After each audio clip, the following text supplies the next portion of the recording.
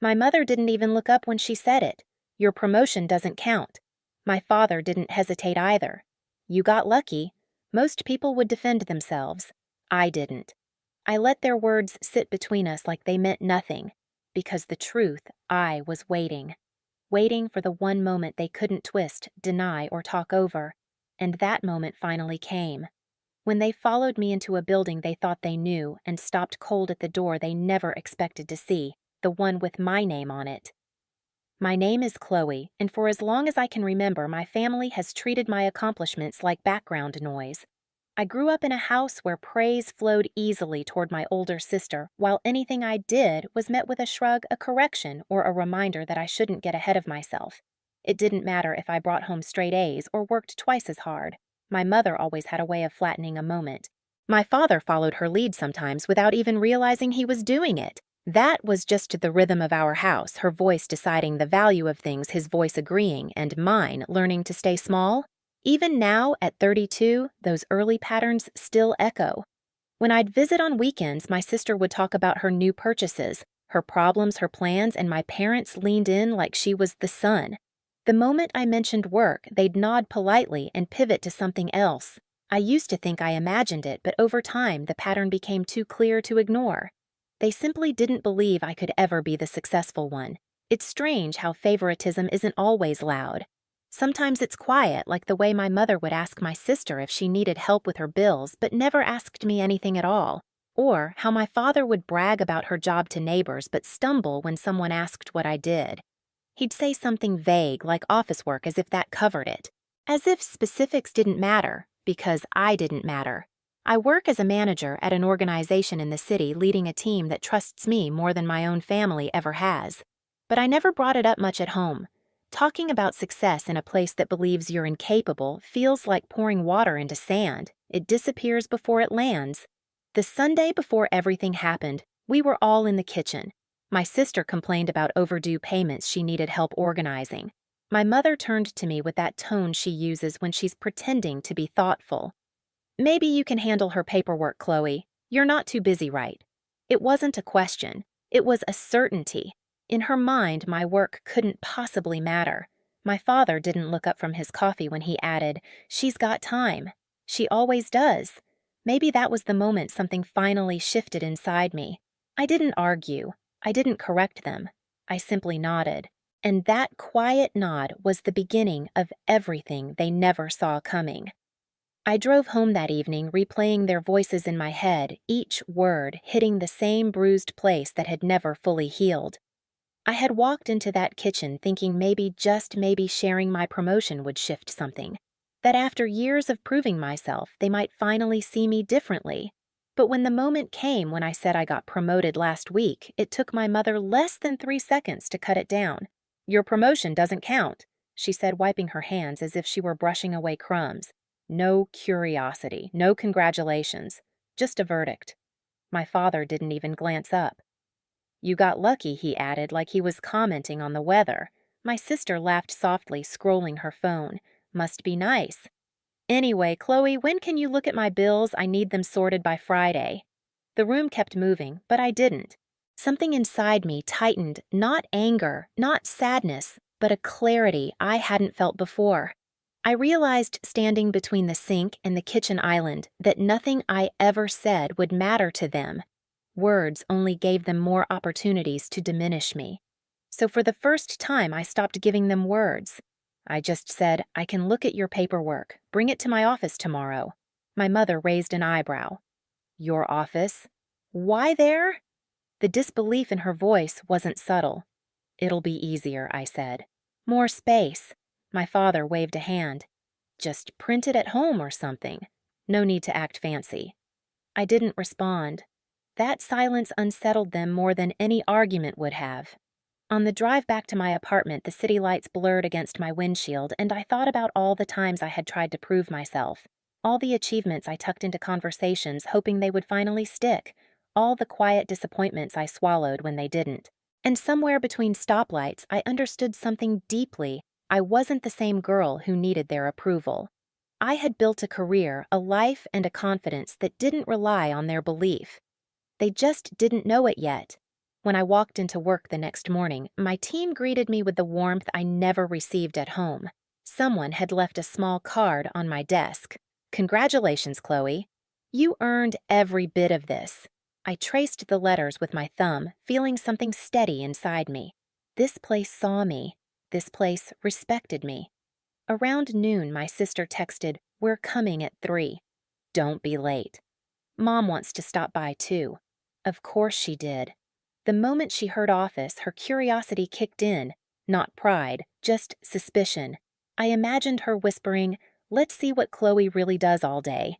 I didn't correct the assumption. I spent the rest of the afternoon preparing not paperwork, not explanations, but space. Space for the truth to stand on its own. I didn't need to rehearse anything. The reveal wasn't something I had to perform.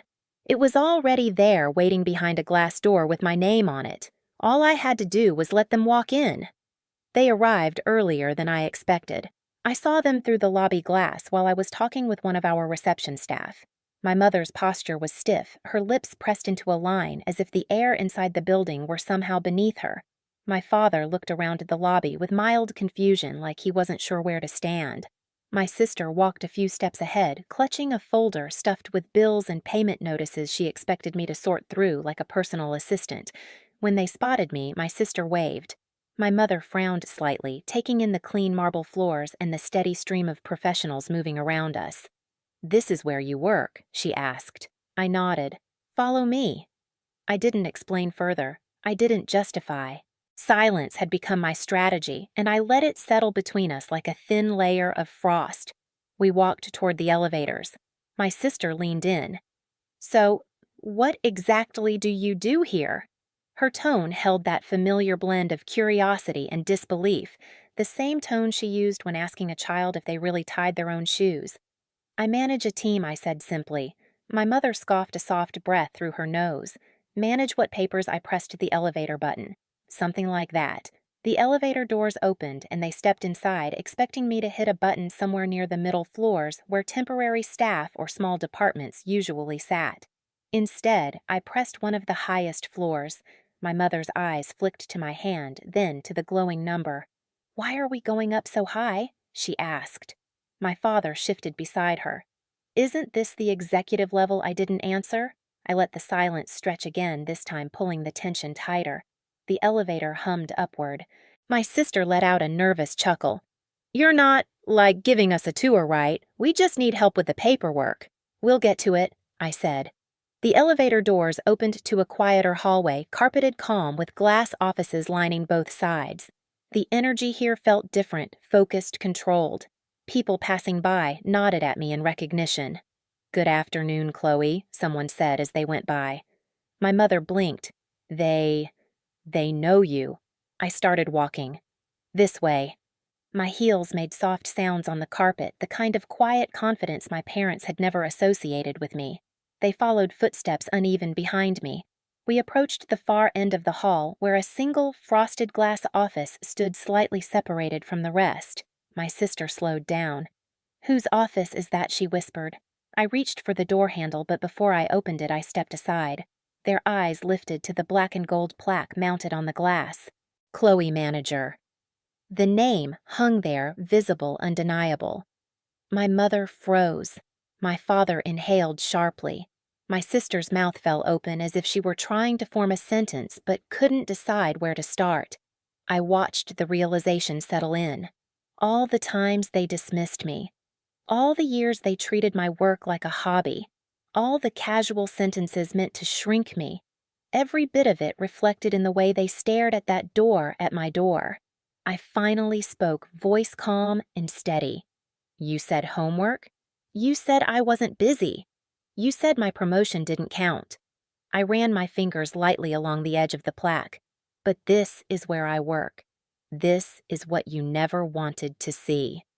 No one spoke for several seconds. The moment had its own weight pressing down on the hallway. I pushed the door open. "Come in. Let's handle your paperwork." The moment they stepped inside my office, the air changed. It wasn't loud, but I felt it like the shift in a room right before a storm breaks. My mother walked in first, clutching her purse as if the leather itself could anchor her. My father followed, looking around slowly, absorbing every detail: the large window overlooking the city, the framed certificates on the wall, the clean desk arranged with purpose, the soft hum of my monitor, the quiet luxury they never imagined belonged to me. My sister lingered by the door, her eyes darting between the room and the hallway as if she needed proof this wasn't a shared workspace or some borrowed meeting room. She kept opening her mouth and closing it again like she was testing different ways to react, but none of them matched what she was seeing. I walked behind my desk and sat down the leather chair, adjusting slightly to my weight. It was a small, ordinary movement, but for them, it was a disruption of an entire lifetime of assumptions. My mother glanced at the chair, then at me, then at the plaque on the door again. Her confusion mixed with something sharper, something brittle pride that arrived too late, shame she wasn't ready to name, and disbelief she couldn't mask. My father cleared his throat. "So, this is really your office?" "It is," I said. "And you're—" He gestured vaguely, as if the title on the plaque had been a suggestion rather than a fact. "A manager." "I told you." "You didn't say this kind of manager," my sister muttered finally, stepping fully inside. Her fingers reached out and touched the corner of my desk as if she needed a physical confirmation. "You never asked?" I replied. My mother's lips tightened. "Well, you didn't exactly explain it. You always keep things vague." Anyone would think I lifted a hand slightly the smallest interruption, but it stopped her. "I kept things vague," I said, "because when I tried to share details, you brushed them aside. All of you did." Silence dropped over the room. Even the hallway outside felt muted. My father shifted. "We just didn't want you to get too hopeful," I finished. "Ambitious proud." I shook my head. "You didn't want me to believe in myself." "Because you didn't believe in me." My mother bristled. "That's not fair. We just know how the world works. Some people have talent and some people get lucky," I asked. Her jaw tightened. My sister, finally sensing the weight of the moment, set her folder of bills on the table gently, as if loud movement would break something fragile. I leaned forward slightly. "You wanted to see what I actually do right. You wanted me to help with your paperwork because you assumed I sit in a cubicle with nothing important to handle." "That's not what we said," my mother snapped quickly. "No," I replied. "You didn't have to say it. You implied it your entire lives."